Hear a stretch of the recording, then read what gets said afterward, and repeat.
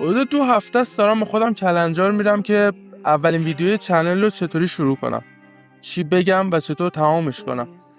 بعد از 2 هفته به خودم گفتم که بذار با ذهنم اینطوری صحبت کنم.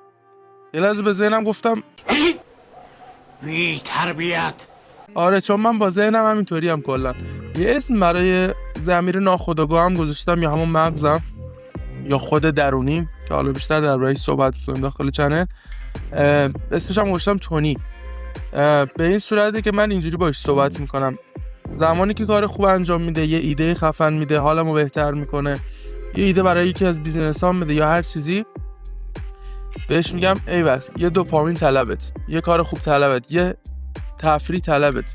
و وقتی هم که کار بد میکنه، مثل کمالگرایی، مثل افکار منفی، مثل این چیزا، میام باش مقابله میکنم، مهربانانه باش صحبت میکنم و حالا میگم چرا، دلیلش اینه. تو ویدیوهای بعدی بهتون میگم.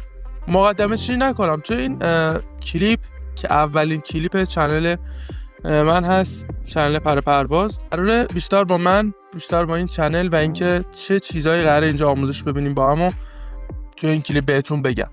خب قبل از اینکه بگم، این ویدیو قراره ویو نخوره، عادیه. کسی که الان هیچ کس من نمیشناسه و اولین ویدیو چنله قاعدتا نمیاد ببینه که من کیم. چرا باید ببینه من کیم؟ مثلا به اون فرد چه ربطی داره که من کیم؟ ولی من این ویدیو رو دارم اولین ویدیوی چنل میذارم که تو دوست من که داری از طریق یه ویدیو دیگه با من آشنا شدی و داری چنل من رو دنبال میکنی، بیای اولین ویدیوی چنل رو ببینی و ببینی من کیم، این چنل قراره کجا بره و اصلا موضوع این چنل چی است و چرا باید سابسکرایبش کنی. خب این ویدیو 4 تا بخش داره: من کیم، اینجا کجاست، تو کی هستی و با هم قراره کجا بریم.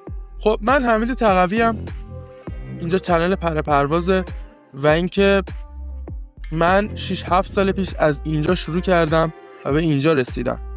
و خب این تفاوت این دو عکس قاعدتا فقط این نیست که بگیم که حالا سنش رفته بالا، ریش سیبیل در آورده و فقط تونسته مثلا حالا کت و شلوار بپوشه یا همچی چیزی.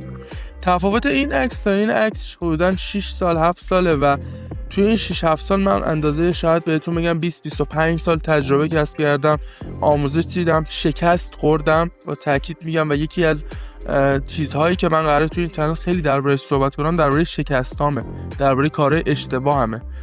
به خاطر اینکه تو دوست منی و من این چنل رو برای درآمدزاییش قرار نیست صرفاً بزنم و رشدش بدم و ویدیو بذارم، فقط میخوام به دوستم کمک کنم. و وقتی من اشتباهاتمو به تو میگم، تو اونا رو انجام نمیدی و وقتی اشتباها رو انجام ندی، خود به خود 70-80% موفقیتات صورت میگیره. و از بین این تا این اسلایدایی که دارید میبینید، این عکسایی که دارید میبینید، فقط گوشه‌ای از این 6-7 ساله تجربیات من، بیزینس‌های من، بیزینسایی که هست، بیزینسایی که شکست خورد و جمعش کردم که تمام اینا رو بهتون میگم. حالا آموزش بیزینس اینجا نیست، دلایل شخصیش، دلایل رشد فردیش، دلایلی که من چی بودم و کی بودم که شکست خوردم، از اون شکست‌ها چه درسایی گرفتم و تمام اینا رو قراره تو این چنل بهتون بگم. اینجا کجاست؟ اینجا چنل توسعه فردی پرپروازه که قراره با هم لول اپ کنیم و رشد کنیم. با چی؟ 1 با آموزش دیدن، 2 با تجربه کردن. حالا این تجربه کردن خودش به 2 بخش تبدیل میشه. 1 استفاده از تجربیات منه که شاید حالا اصلا سنت مهم نیست، شاید از من بزرگتر باشی، شاید کوچیک‌تر باشی، سن مهم نیست، شاید شکستت از من کمتر باشه و بالعکس شاید من اصلا یه چیزی من از شما یاد بگیرم. توی کامنت ها یه چیزی به من بگید، تو ارتباطایی که با ایده من دارید یه چیزی بگید. و اینجا صرفا این نیست که من ویدیو بذارم و شما بخواید از طریق من رشد کنید، قراره با هم تعامل داشته باشیم.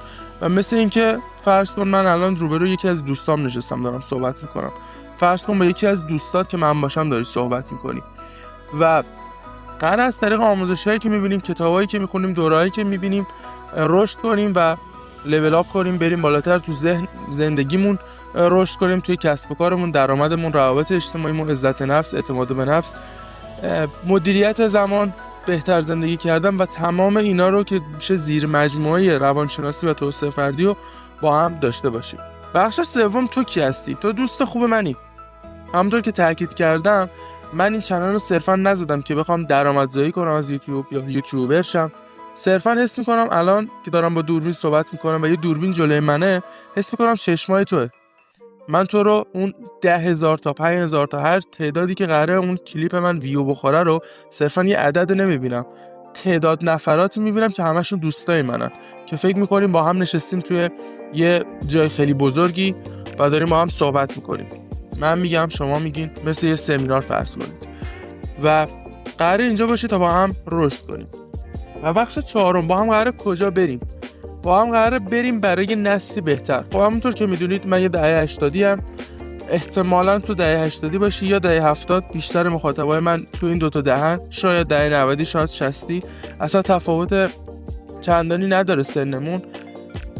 هر کدوم نسلی که هستیم میدونیم که جامعه متاسفانه از یه سری جهات آسیبای روحی روانی داره که جوانامون از لحاظ رشد فردی خیلی عقبن، یه سریامون، خودمو میگم مثلا. و قراره با هم رشد کنیم، خودمون رو بیاریم بالا، دست دوستامون رو بگیریم و نسلی بهتر بسازیم. حالا این نسلی بهتر ساختنه تو فیلد خودمون، تو بحث توسعه فردی میشه که گفتم چطور از زمانمون بهتر استفاده کنیم، اعتماد به نفس داشته باشیم، کاریزماتیک تر باشیم، عزت نفس بهتری داشته باشیم و هر چیزی که میشه توی بحث توسعه فردی، روابط اجتماعی بهتری داشته باشیم، با خانوادهمون، با دوستامون، با پارتنرمون بهتر باشیم. و همه اینا رو قراره طبق تجربیات من و آموزشایی که دیدم با هم ببینیم. یه چیزی من یاد تو بدم و تو یه چیزی یاد من بدی. این شد کل بخش ویدیو اول. خیلی کوتاه شد، میدونم، اصلا مهم نیست. گفتم نه قراره این ویدیو ادیت خاصی روش بیاد، نه قراره ویوی خاصی بگیره، صرفا به جهت اینه که تو اگه با ویدیوهای دیگه ای از من آشنا شدی، بیای این ویدیو اول چنل رو ببینی و ببینی این چنل کجاست، کجا قراره بره و من کی هستم. دوستت دارم. حتما اگه دوست داری تو این راه دنبال من باشی و با هم رشد کنیم، اون دکمه سابسکرایب رو بزن تا با هم بریم بالا، آموزش ببینیم و رشد کنیم.